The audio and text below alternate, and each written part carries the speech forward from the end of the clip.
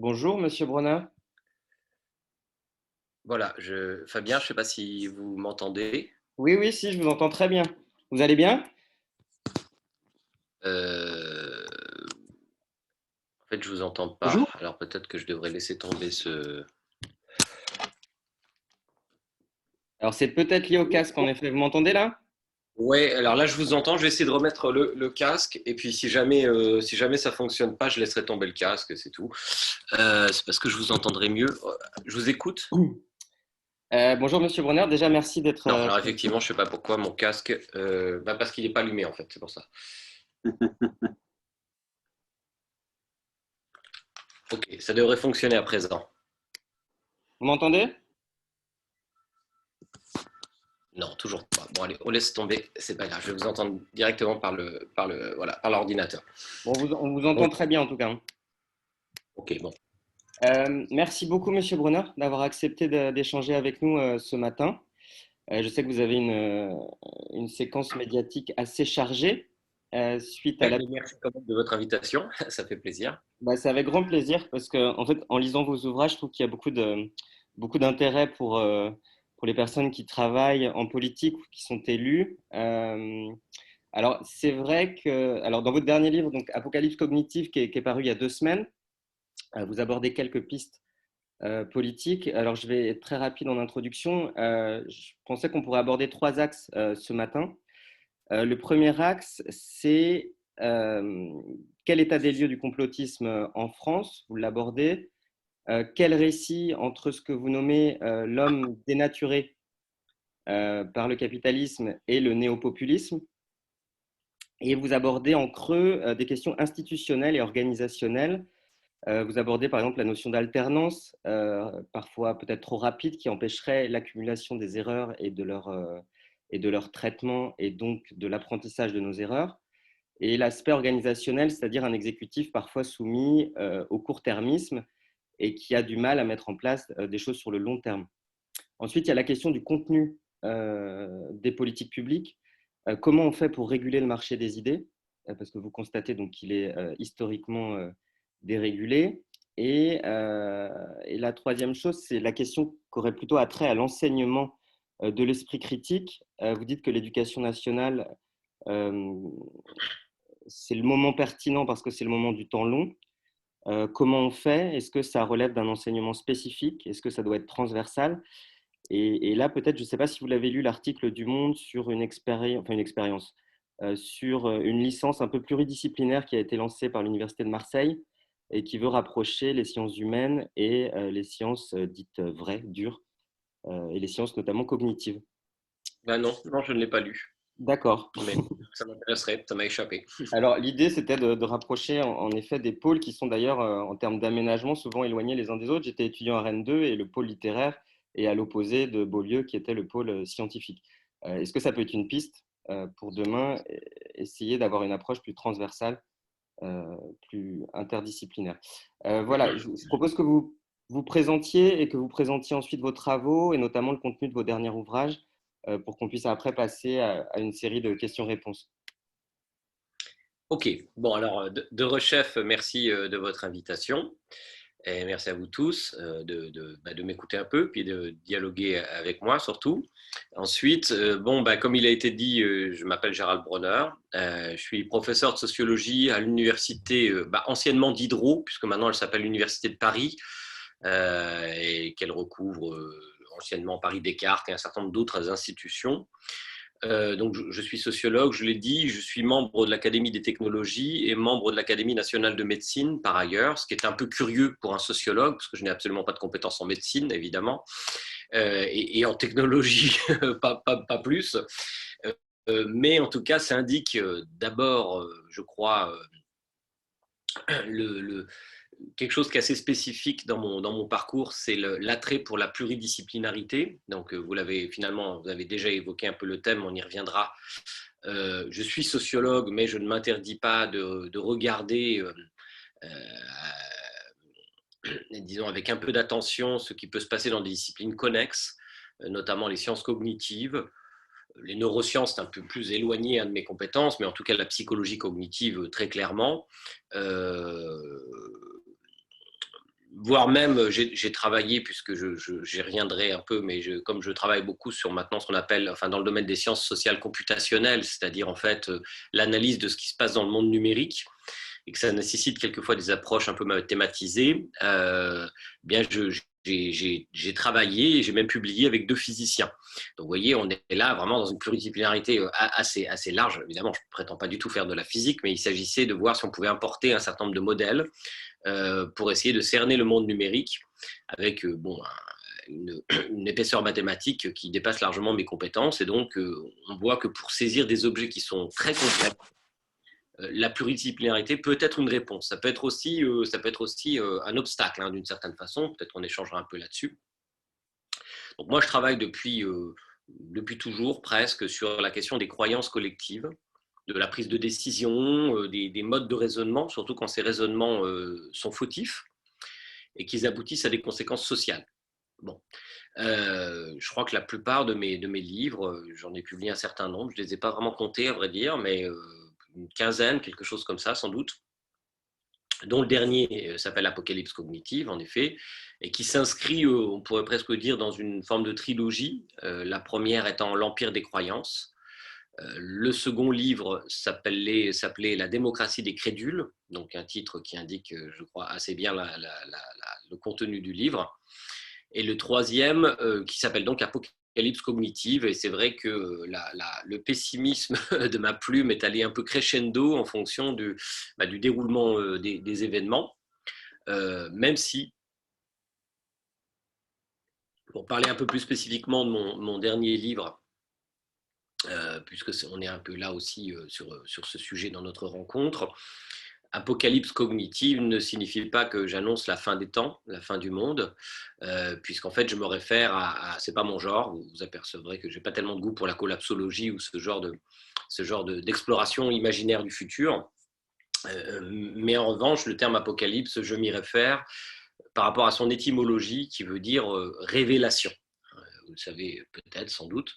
Révélation, alors qu'est-ce que c'est cette révélation cognitive? Ben, tout simplement, c'est ce qui se produit en ce moment, ou ce qui pourrait se produire, en fait, c'est une opportunité, en même temps qu'un risque collectif.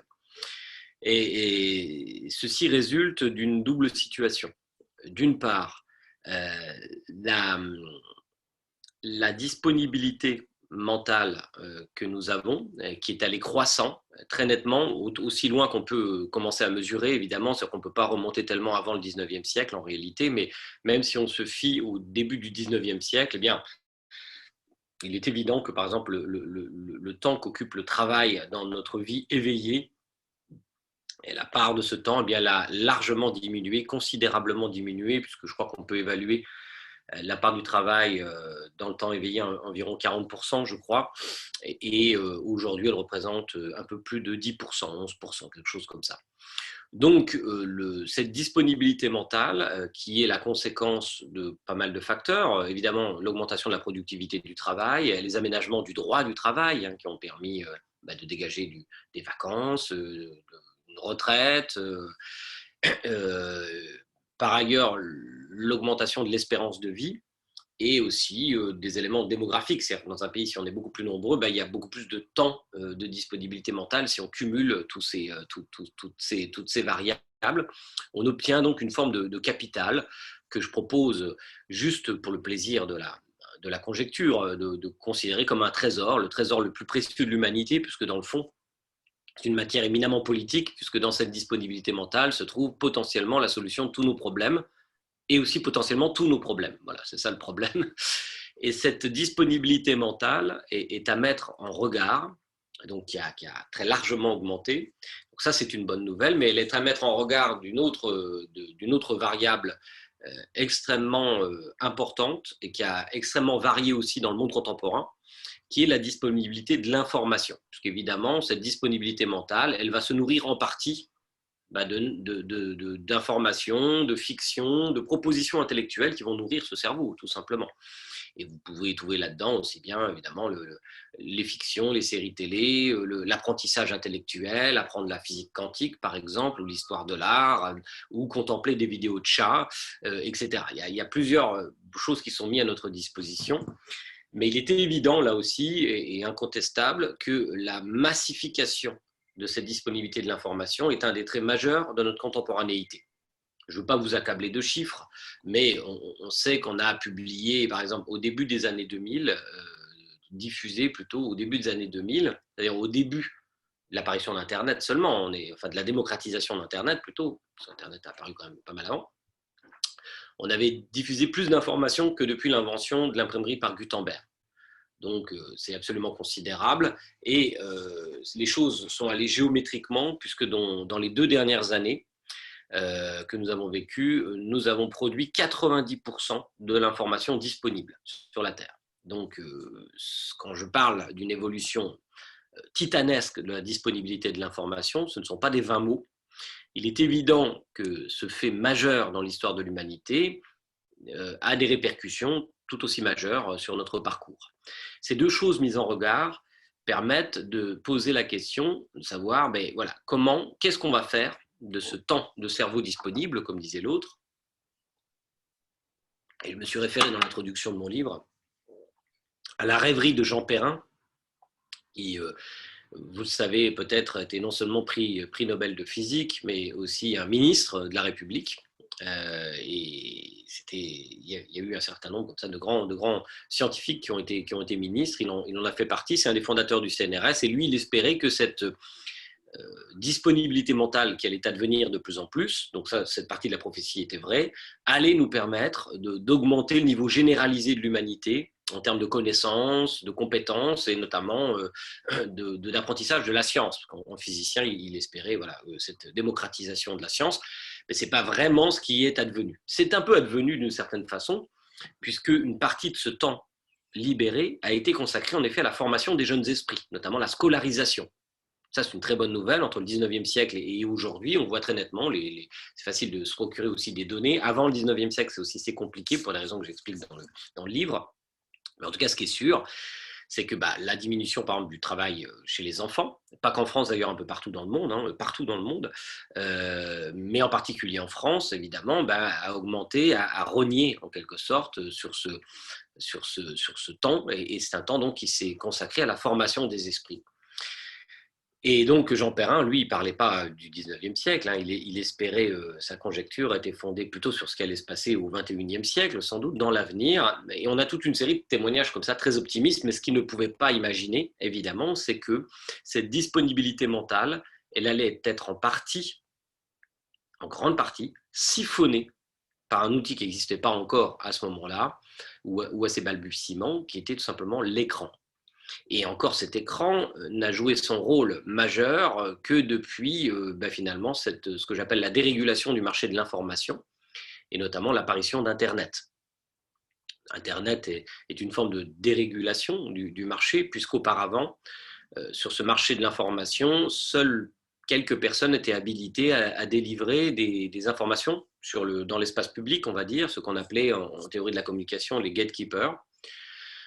C'est-à-dire les journalistes, les universitaires comme moi, les femmes et les hommes politiques, etc., les syndicalistes, toute une série de personnes qui étaient considérées comme légitimes à prendre la parole dans l'espace public. Pour les autres, elles prenaient la parole dans des espaces plutôt privés ou semi-privés pour donner leur point de vue sur le monde. Le fait d'avoir un point de vue sur le monde n'a pas été inventé par la contemporanéité. Ce qui est le trait de la contemporanéité, c'est qu'aujourd'hui, nous sommes dans un espace public beaucoup plus ouvert et ce qui délimitait ces paroles auparavant et qui étaient relativement étanches, sont devenues totalement poreuses. Ce qui fait que toute une série d'arguments ont pu se diffuser très au-delà de leur espace de confidentialité initiale. De bons arguments et des arguments plus problématiques. Donc en fait, ce qui s'est organisé, c'est organisé sans volonté. Hein. Ce sont des processus qui sont acéphales. C'est-à-dire, je ne dis pas qu'il y a quelqu'un qui tire les ficelles derrière. En fait, c'est un processus, c'est pour ça que j'aime bien l'image du marché, parce qu'elle montre bien que ce sont des processus généralement non coordonnés et involontaires.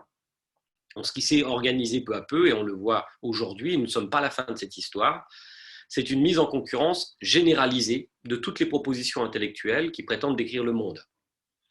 Que celle-ci relève de la science, que celle-ci relève de la religion, que celle-ci relève de la superstition, de théories magiques, etc., ou simplement du point de vue du bon sens, qui est le plus répandu. Ces propositions sont en quelque sorte en libre concurrence et n'importe qui aujourd'hui qui a un compte Facebook peut concurrencer son point de vue, en tout cas, il peut l'opposer sur le vaccin, par exemple, au point de vue d'un professeur de médecine. Alors, ce qu'on a espéré pendant un temps, c'est que cette concurrence généralisée des points de vue serait favorable aux ce qu'on va appeler des produits cognitifs, c'est-à-dire des propositions intellectuelles pour décrire le monde, serait favorable aux produits cognitifs les meilleurs, c'est-à-dire les plus proches des démonstrations rationnelles et de ce que la science essaye de faire en général. Le marché aurait la vertu d'éliminer peu à peu un certain nombre de propositions loufoques. Et ce n'était pas une croyance qui était en elle-même loufoque, puisqu'on voit bien que sur le temps long de l'histoire, il y a en effet certaines descriptions du monde qui se sont largement affaissées sous les coups de boutoir des progrès de la connaissance. Ce n'est pas totalement faux de dire que, par exemple, la description littérale que proposent les grands textes religieux du monothéisme, du monde, l'apparition du vivant, par exemple, l'apparition de l'univers, elles demeurent encore présentes, elles sont encore disponibles, mais elles ont perdu beaucoup de prestige depuis notamment qu'au XIXe siècle, par exemple, un certain Charles Darwin a proposé une théorie qui s'appelle la théorie de l'évolution, et qui a affaibli beaucoup le prestige de la zoogonie biblique, par exemple. Elle ne l'a pas fait disparaître, notamment aux États-Unis. On voit que les choses sont en pagaille, mais globalement, on voit bien qu'en effet, la connaissance peut affecter sur un marché concurrentiel le prestige de la croyance. Bon. Le problème, c'est que généralement, connaissance et croyance, surtout la croyance, cherchait à éviter les contradictions des progrès de la connaissance. Je ne vais pas rentrer dans les détails, alors je détaille ça beaucoup dans le livre L'Empire des croyances, comment la croyance se métamorphose pour éviter la contradiction. Regardez ce qui se passe, par exemple, je fais une petite incise, ce qui se passe en ce moment qui est absolument passionnant avec le mouvement QAnon aux États-Unis, puisque vous l'avez vu, ça a été traité pas mal par la presse, et avec mon équipe, on regarde ça depuis plusieurs semaines. Il y avait une prophétie qui était faite, la prophétie du 20 janvier, qui devait être en fait le grand dévoilement de la supercherie des démocrates. Et Donald Trump devait prendre le pouvoir avec l'armée, appuyé par l'armée américaine, parce qu'il a gagné les élections, selon ce récit. Et tous ces crapules allaient terminer à Guantanamo. Je vous la fais brève, la théorie elle est un peu plus longue que ça, mais c'est à peu près ça. Alors, qu'est-ce qui se passe quand tout à coup, le 20 janvier arrive, parce que là, on est le combien? On est le 22, donc ça y est, la date de la prophétie, elle est passée. Et qu'est-ce qui se passe? C'est un grand classique, vous savez, ceux qui ont lu Festinger, L'échec d'une prophétie ou ce genre de choses, vous savez que les croyants n'abandonnent pas pour autant leurs croyances. On voit là, dans le mouvement QAnon, c'est tout à fait intéressant, parce que grâce aux traces numériques qu'ils laissent, on peut voir leur déception écrite, tout simplement. Mais beaucoup commencent déjà à prophétiser qu'en fait, ils ont mal interprété les textes de Q. Alors là, c'est un grand classique de la croyance, pour ne pas se confronter à la contradiction. Elle va se métamorphoser, elle va dire « Ah non, mais en fait, il faut une interprétation symbolique. » Ça, c'est comme pour l'Ancien Testament, par exemple. Là, beaucoup de chrétiens ont été conduits à dire que finalement, la Genèse devait être interprétée symboliquement et non pas littéralement, ce qui est une bonne façon d'éviter le principe de contradiction là, sur ce point.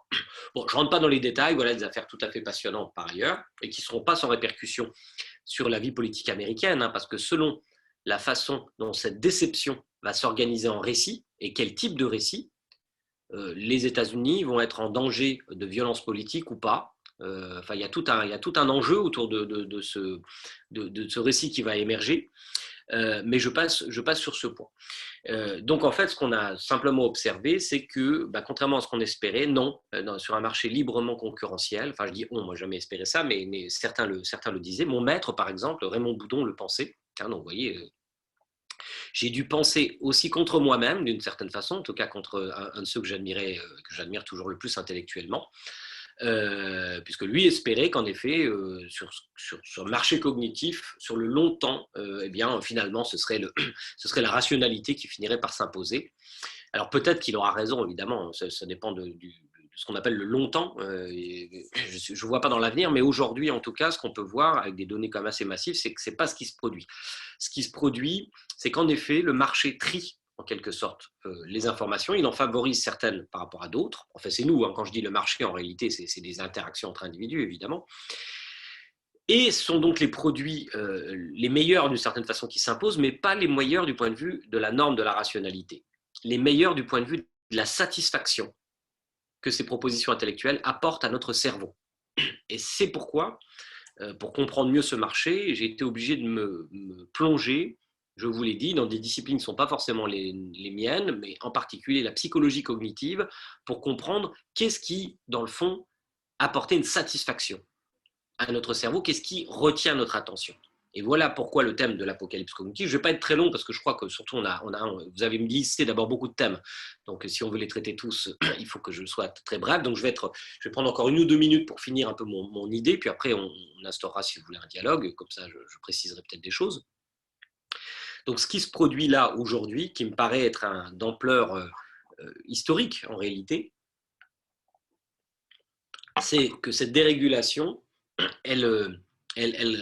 donc il y a une masse d'informations très importante. Donc l'image que je prends dans le livre, c'est la cacophonie informationnelle. Hein. Il y a une cacophonie, c'est-à-dire qu'il y a tellement d'informations que notre cerveau, aussi puissant et magnifique soit-il, ne peut pas les traiter tous, c'est une évidence. Donc en quelque sorte, notre cerveau éditorialise le monde pour nous. Il va retenir certaines informations plutôt que d'autres. D'accord ? Auparavant, cette éditorialisation de l'information, elle était massivement produite par les professionnels de l'information, qui étaient les journalistes. Ce n'était pas très démocratique, il faut bien le dire.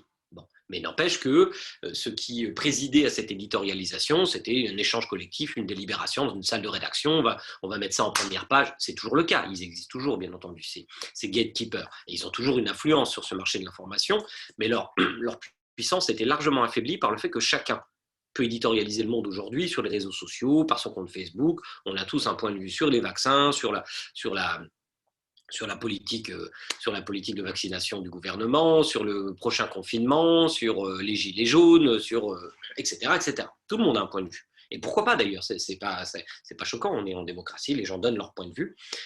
Et donc le problème, c'est que cette éditorialisation, elle se fait en effet comme dans ce qu'on appelle l'effet cocktail party. Donc l'effet cocktail party en psychologie, c'est quelqu'un qui s'appelle Colin Sherry qui a travaillé sur ce point. C'est un psychoacousticien en réalité. Et qu'est-ce qu'il a remarqué ? Tout simplement que notre cerveau, dans une soirée, en général, vous discutez avec quelqu'un, puis il y a un brouhaha. Vous voyez, c'est une métaphore, donc qui représente un peu le marché de l'information. Vous êtes concentré sur la conversation que vous avez avec cette personne. Et en réalité, vous ne vous apercevez pas que votre cerveau traite l'information dans les alentours. Pourquoi vous ne vous en apercevez pas ? Parce que votre cerveau, il processe cette information, mais de façon non consciente. Parce que traiter une information consciemment, c'est extrêmement énergivore pour le cerveau. Donc, du point de vue de l'économie du cerveau, ce serait dingue de traiter toutes les informations. D'ailleurs, nous ne pourrions pas. Donc, il se met en quelque sorte dans des routines un peu sous-corticales, il traite l'information, mais tout à coup, s'il y a certaines informations que votre cerveau va considérer comme importantes, il va, en quelque sorte, votre cerveau, ce n'est pas une personne, hein, mais on va parler comme ça parce qu'il faut bien parler d'une certaine façon, il va en quelque sorte faire advenir cette information sur la scène consciente du traitement. C'est-à-dire que vous allez vous en apercevoir. Alors, comment ça se traduit ? Dans un cocktail, vous parlez et tout à coup, quelqu'un à 5 mètres de là prononce votre prénom. Là, vous allez l'entendre, en fait. Vous allez traiter l'information consciemment. Si quelqu'un, dans la soirée, prononce le mot sexe, vous allez l'entendre. Si quelqu'un prononce le nom d'une personnalité connue, vous allez l'entendre. Si tout à coup, il y a un conflit qui éclate, une dispute, des termes qui relèvent de la conflictualité, vous allez les entendre. Bref, votre cerveau, en quelque sorte, vous commande de faire attention à certaines informations, en deçà de votre volonté, hein, parce que c'est lui qui fait surgir ces informations par le traitement conscient. Eh bien, en fait, c'est un peu ce qui se passe sur ce marché dérégulé de l'information, cette cacophonie de l'information. Il y a certaines informations qui vont être saillantes, qui vont être en quelque sorte des friandises cognitives auxquelles vous allez avoir du mal à résister. Nous tous. Et parmi ces friandises, comme par hasard, on retrouve exactement les éléments qui avaient été découverts dans l'effet cocktail party. Quels sont-ils ? J'ai parlé de la sexualité. Et voilà, ça c'est un élément évident parce qu'on a aujourd'hui des données massives. C'est ça qui est important pour nos conjectures, c'est qu'on n'est pas seulement dans des conjectures à dire oui, le sexe est important parce qu'on est des mammifères. Oui, bien sûr, c'est très important, mais on sait aussi que les vidéos les plus regardées dans le monde, et partout, y compris dans les pays religieux, ce sont les vidéos pornographiques. C'est comme ça, voilà, c'est tout. C'est une des obsessions de l'espèce. c'est quelque chose qui est considéré comme important, c'est normal, nous sommes des mammifères, hein, donc pour la survie de l'espèce, la question de la reproduction est évidemment centrale. De la même façon, je ne vais pas vous lister tous les effets, vous lirez l'Apocalypse cognitive si vous le voulez, si vous en avez envie, peut-être que certains l'ont déjà fait d'ailleurs, donc je ne vais pas vous accabler d'exemples. Autre exemple, je vous disais la peur. La peur est quelque chose qui retient notre attention. C'est bien normal aussi, on en comprend les raisons. La peur, sans la peur, notre espèce aurait tout simplement disparu. Donc c'est une émotion qui est très utile, mais on remarquait certains, c'est une émotion qui, par exemple, est fondée sur des dispositions profondément ancrées dans notre passé évolutionnaire. Par exemple, nous avons tendance à surestimer les faibles probabilités. C'est un trait très curieux de notre cerveau quand on fait des tests, notamment Prelec, on voit dans les courbes que les probabilités subjectives, notamment quand elles sont très faibles, elles sont largement surestimées par un coefficient de 10 ou 15. On peut se demander pourquoi. Et l'hypothèse la plus solide, c'est de dire que probablement que nos lointains ancêtres avaient intérêt à surestimer les risques. Par exemple, si vous entendez un bruit dans un fourré, il y a plusieurs hypothèses qui peuvent venir à votre cerveau. Soit c'est un prédateur, soit c'est le vent, par exemple, qui fait bouger le fourré, etc. Bon, il est évident que dans des temps ancestraux, ceux qui étaient très confiants, systématiquement, qui pensaient que c'était le vent qui avait animé la broussaille, à un moment donné, ils étaient éliminés de la chaîne sélective, parce que quelquefois, c'est un prédateur, n'est-ce pas? En revanche, les paranoïaques, les peureux, ceux qui systématiquement surestimaient les faibles probabilités d'apparition d'un prédateur, eux, ils détalaient sans doute la plupart du temps à tort, mais du coup, ils sauvaient leur patrimoine génétique et ils pouvaient le communiquer aux autres. De sorte que l'hypothèse qui est la plus souvent mentionnée de ce genre de fait, c'est que nous sommes les descendants des peureux, tout simplement. Et c'est les peureux qui ont le plus survécu. Et d'ailleurs, il n'y a pas que ce fait-là, il y a plein d'autres faits très étonnants qui vont dans le même sens. Par exemple, nous avons tendance à sous-estimer systématiquement, ça c'est un trait anthropologique, quelles que soient les cultures, nous sous-estimons, il y a un très bel article dans la revue Nature, que vous connaissez sans doute, qui est une des revues les plus prestigieuses de la diffusion de la connaissance, nous sous-estimons, donc je disais, la distance entre nous et un objet qui se rapproche de nous, systématiquement. Ça, c'est un trait curieux, mais en fait, il s'explique très bien si vous voyez que la conséquence de ça, c'est que ça vous permet d'étaler plus vite. Par exemple, si quelque chose est à 100 mètres et que vous pensez qu'il est à 50 mètres ou à 60 mètres, vous allez d'étaler plus vite. Donc, en toute probabilité, vous avez plus de chances de survivre. Ça, c'est la convergence d'un certain nombre de traits constants, d'invariants de la pensée humaine qui font imaginer qu'en réalité, c'est effectivement un héritage sélectif. On peut discuter, il y a une dimension un peu spéculative, mais en tout cas, vous voyez bien que la conséquence directe de ça, c'est que si la surestimation des faibles probabilités, des risques, etc., était importante dans un milieu, dans un environnement très hostile, elle devient très encombrante quand les variables sociales, l'environnement social est largement modifié comme aujourd'hui le nôtre, c'est-à-dire un environnement beaucoup plus sécurisé, mais par contre avec un déluge d'informations.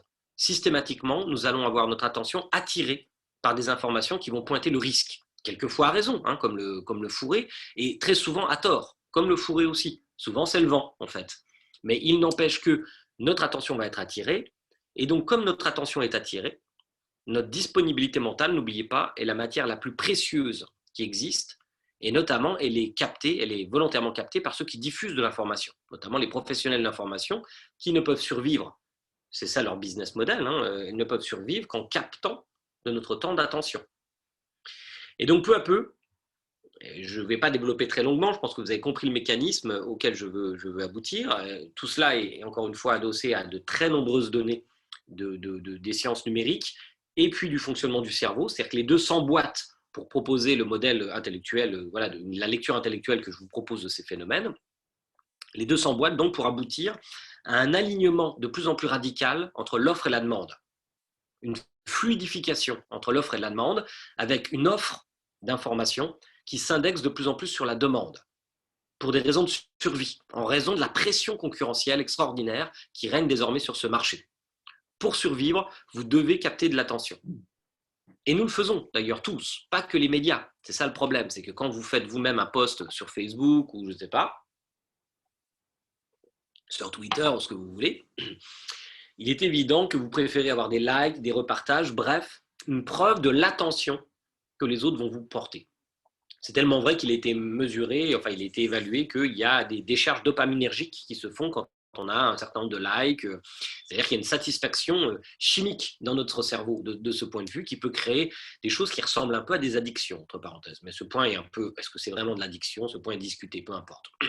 Donc ce que j'appelle l'apocalypse cognitive, la révélation, c'est tout simplement le fait que dans ce brouhaha numérique, les traces numériques que nous laissons, elles dessinent de l'humanité un portrait qui met en avant nos obsessions. Ce portrait, il est caricatural, ça veut dire que nous ne sommes pas que cela, mais ça veut dire que nous sommes aussi cela.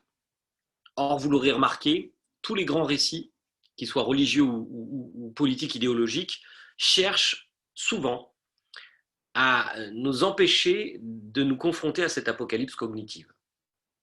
Par exemple, la sexualité, il est évident que les grands récits religieux, en tout cas du monothéisme, ont cherché à considérer que ces compulsions étaient, dans le fond, l'expression d'une tentation extérieure, celle du diable, par exemple, ou quelque chose comme ça, hein, pour prendre des récits un peu caricaturaux. Mais si vous trouvez dans l'idéologie contemporaine exactement le même genre d'idée, c'est-à-dire que ces traits seraient, dans le fond, artefactuels, et serait créé, alors là, voilà, selon les idéologies, par exemple par le capitalisme, par le néolibéralisme, par la logique de marché, etc. En fait, tout cela serait artificiel.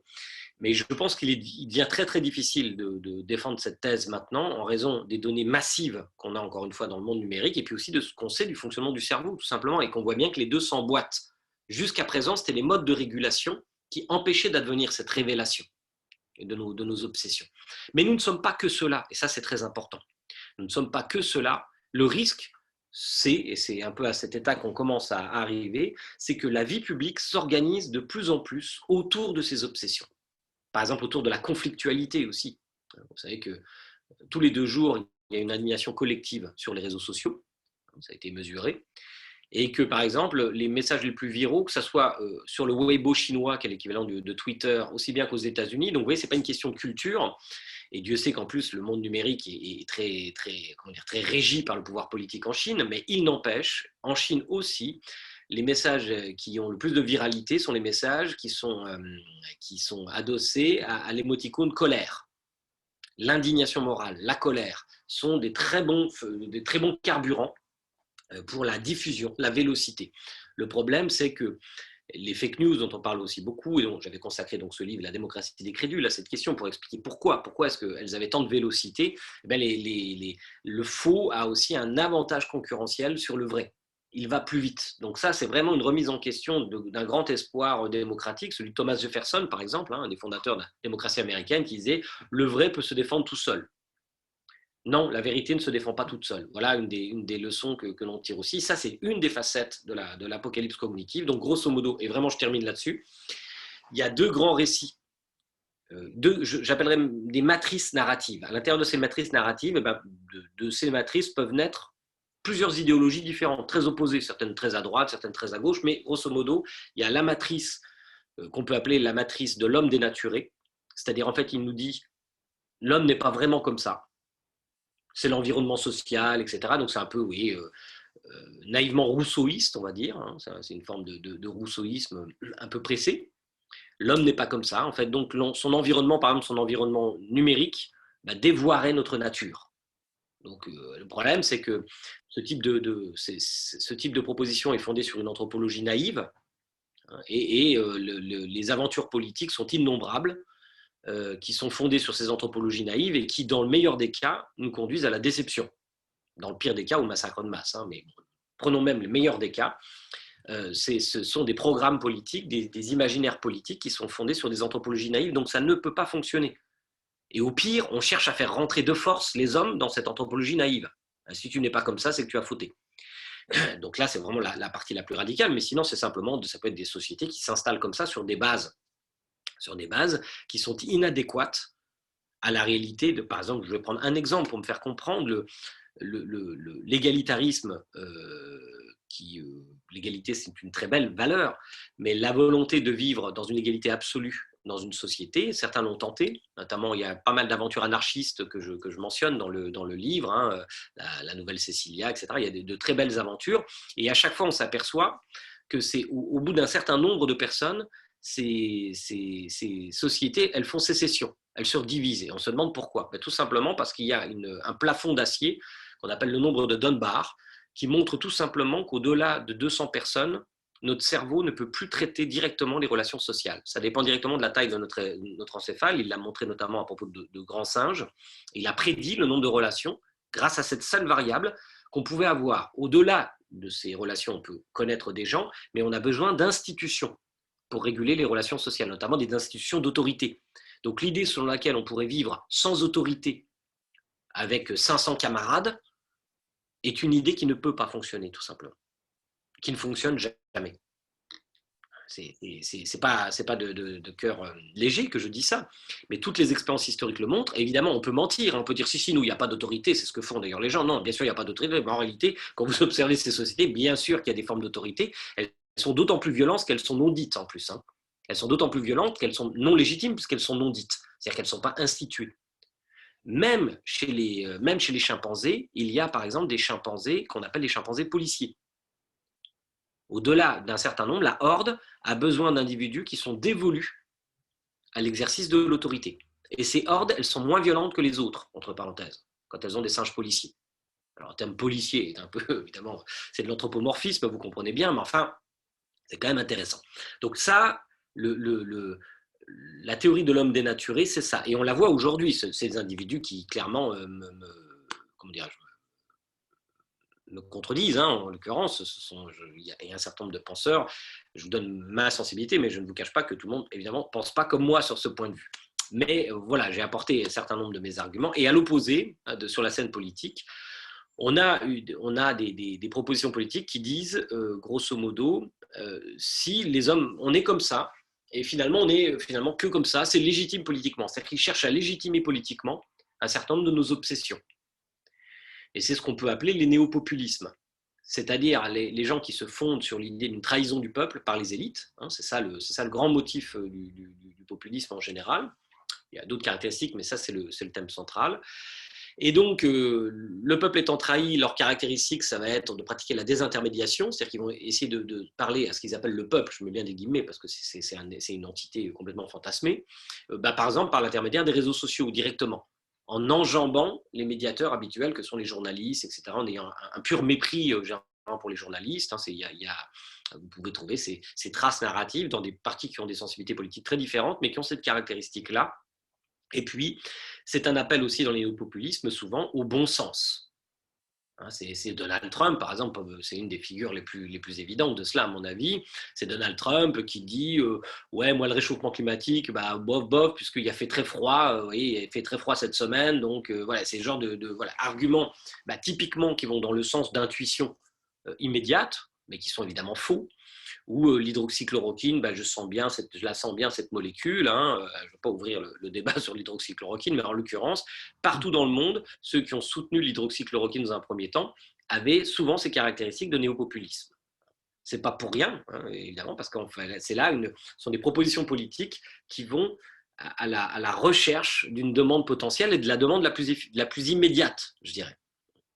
Et donc, en fait, le risque de cela, c'est d'assigner à une partie de la population le destin de la crédulité, le destin de l'irrationalité, en disant, grosso modo, certains penseurs aussi contemporains, y compris à l'extrême gauche, disent, par exemple, pour les théories du complot, prenons ce sujet, les théories du complot, c'est la façon que le peuple, je mets toujours des guillemets, aurait de faire de la politique.